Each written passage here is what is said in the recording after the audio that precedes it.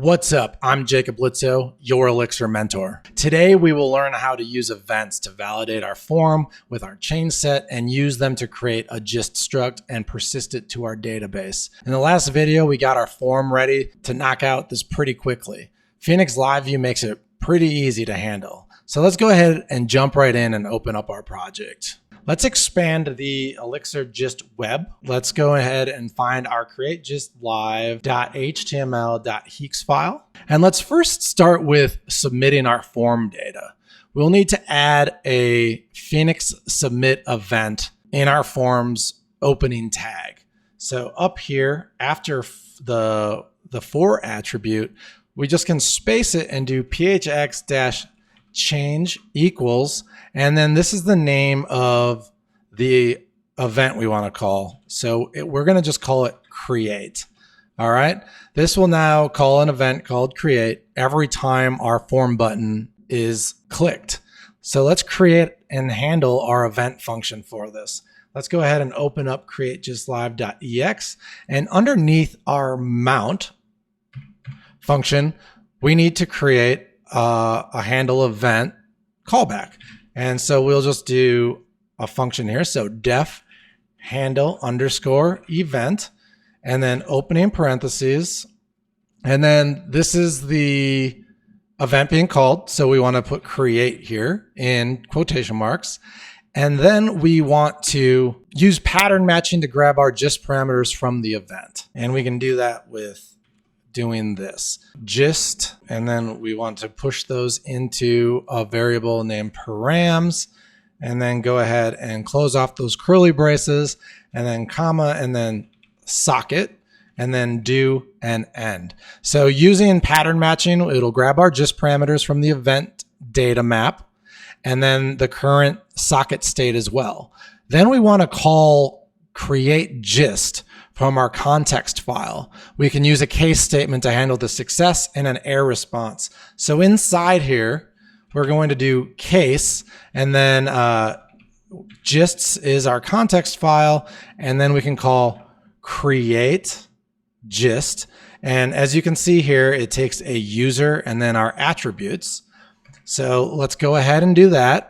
And we have our current user attached to our socket, and we can do socket.assigns.current_user. So that gives us our current user. And then we want to pass in the params that we just pattern matched from gist. And then will be a do and an end for this case. So our first case is going to be a tuple that returns an OK atom and the gist once it's created, and we're not going to need the gist, so just put an underscore in front of it. Once it's successfully created, we want to reset our form just like we did in the mount function. Change set equals, and then we can call the change underscore gist from our gist context file just like we did in the mount, and then we are just passing in an empty gist struct like so. And then we want to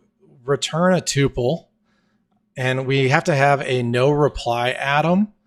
And then we also want to update our socket with our new change set. So we're going to do assign and then pass in the socket that's coming through, and then our form attribute, and then the value that goes in it. And we have to change the change set to form data. So we have to use the toForm function again, and then just pass in the change set that we just created up here, which is an empty change set.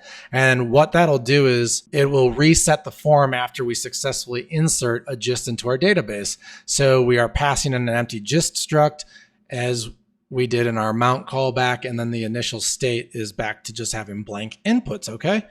And then after that, we want to handle our error case.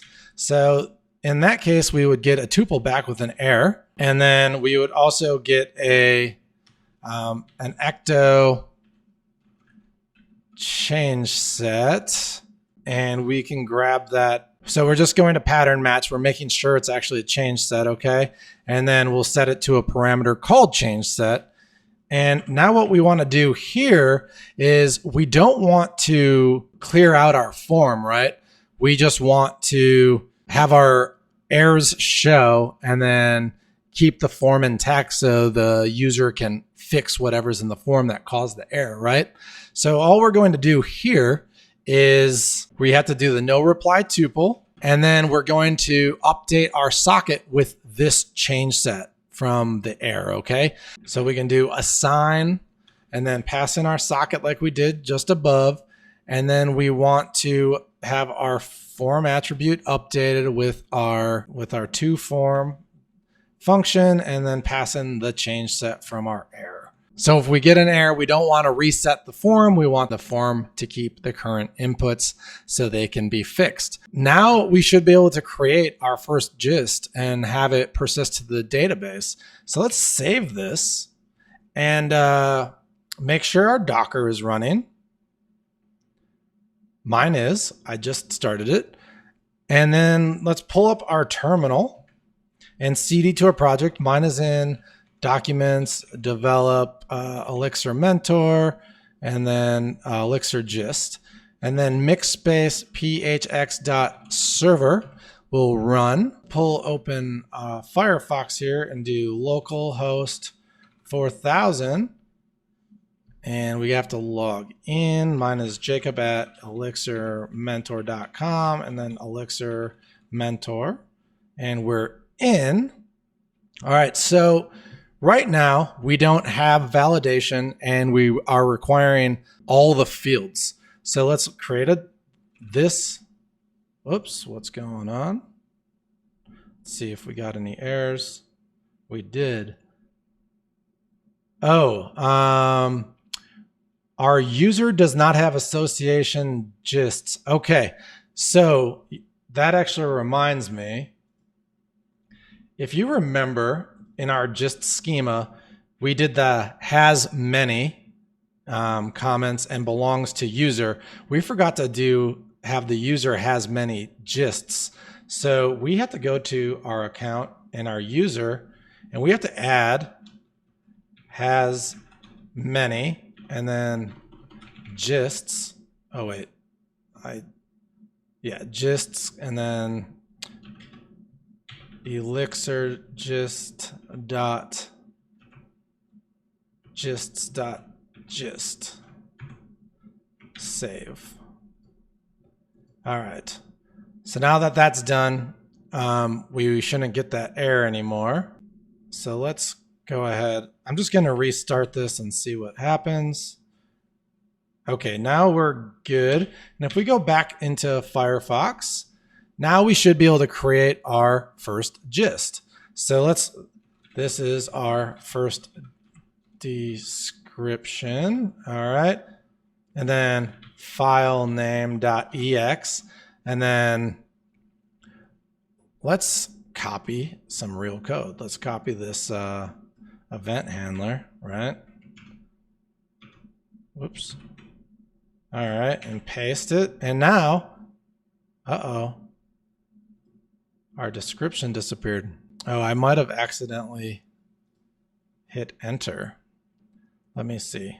Oh, guys, you know what I did? I just realized I did phx change instead of phx submit. That would make weird bugs happen, okay? Basically, every time the form changed, we were creating an object. And that is not what we want. So now that that's fixed, typos matter, guys. And let's make a description. So this is a description. New file.ex. And then some code goes here, okay? And then we're going to click Create Gist. The form's not clearing out. I do think we created a file. And I am just going to pull up DataGrip. You can use any database management tool though. But let's see. So if you come here, you see the first one that I tried to make that we didn't think worked. It did because the form didn't reset. And then our second one worked as well. So you see that we're actually persisting to the database. which is it's really cool. We'll fix this when we add validation to our code because I think it'll reset the UI. One more thing, let's just try to not include one of the parameters because right now we're requiring all of them. And if we hit send, our validation's already working off the submit, which is really cool, right? It can't be blank. But what we want to do is say it can't be blank after we leave the field. And let's go ahead and get validation working. As far as like required fields go, let's open up our gist.ex schema. I don't think we should require description or our markup text either.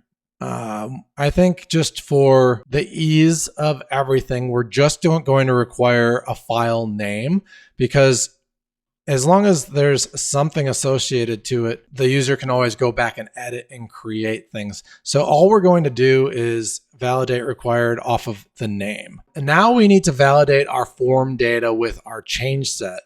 We need to add a phx change event in our form opening tag that needs to call an event, and we'll call it validate. So if we go ahead and go back to our .hex file, and after our submit, let's do phx-change equals, and we'll call this event validate. This will now call an event validate every time a change occurs to our form.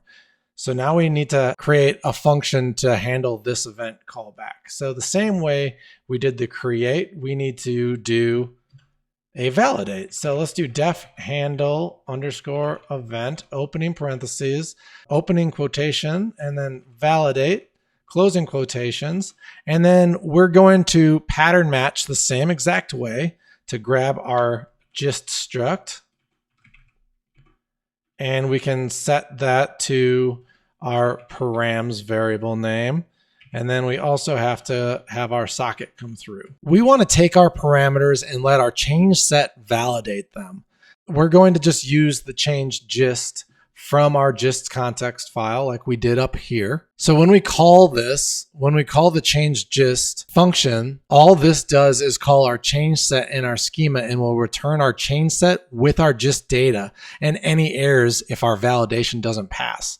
Our change set has an action field inside of it, and as long as it is nil, our live view won't display any errors. In our event here, let's just create a new change set variable. And now we're going to start with an empty struct, empty gist struct, okay? Whoops. And we're going to pipe into it. And piping into it, we're going to call our gists. Whoops, I hit my caps. Our gists dot change gist, and then we pass in our parameters, and then we'll get back our change set. But we want our action attribute in the change set to not be nil. So we want to just set that to, we want to do a map.put, and we want to just set our action parameter to any value. And we're going to just set it to the atom validate.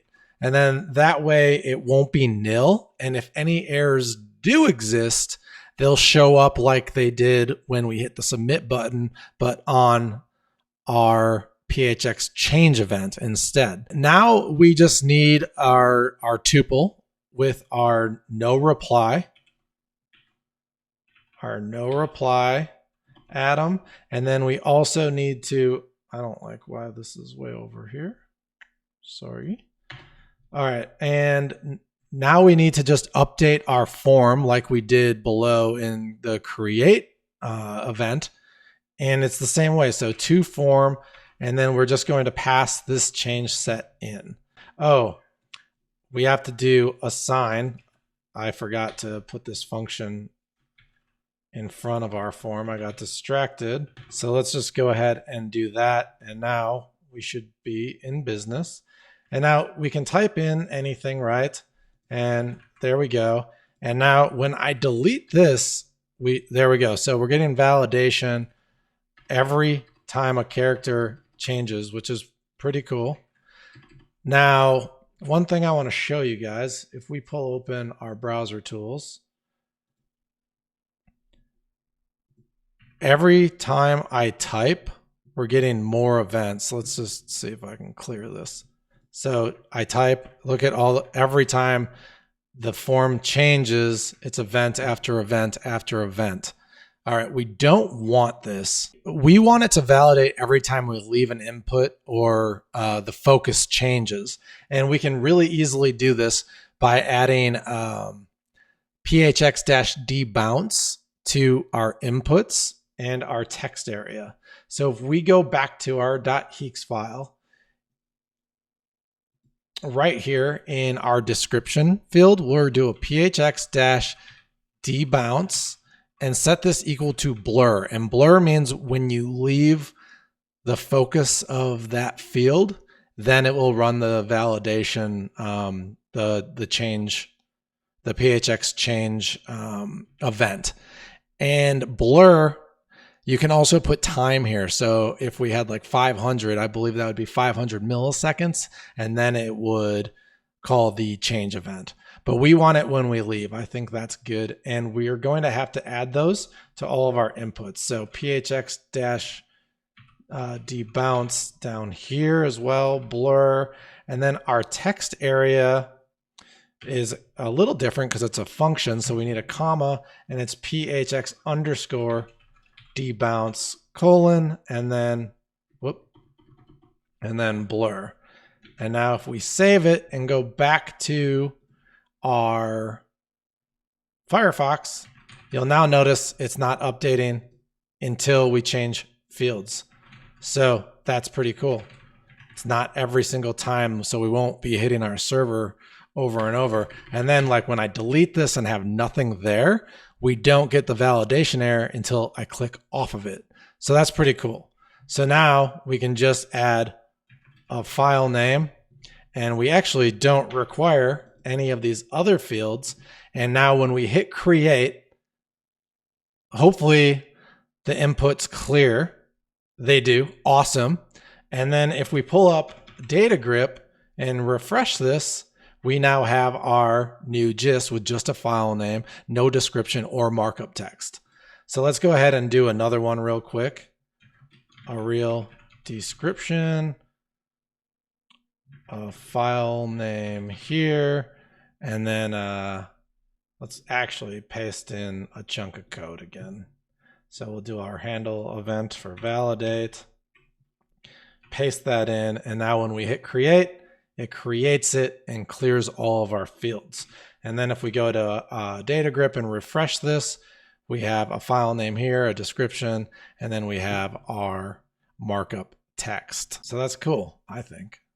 Let's close that. We're coming along. Now, there's one last thing we should do, and that is to disable the button as the gist is being created. So let's go to our hex file, and inside our opening button tag, we can do a phx-disable-with equal, and then in quotations, as it's creating it, the button will not be enabled, and the text can change to creating ... And then this basically ensures that you can't double click the button as it's busy, and it is just a little better UX, user experience. So now if we go back and it just did that because I was saving it, and now if I hit create gist, watch the button closely, it really quickly disabled and said creating. But if for whatever reason, like our bandwidth was slow or anything like that, it might take longer. So you might actually be able to see it. But since everything's localhost, it happens really fast. This is pretty exciting. We got our create gist form working with validation from our change set, and we're persisting data to our database using our handle event callbacks. So that's cool. I hope you learned a lot on this one.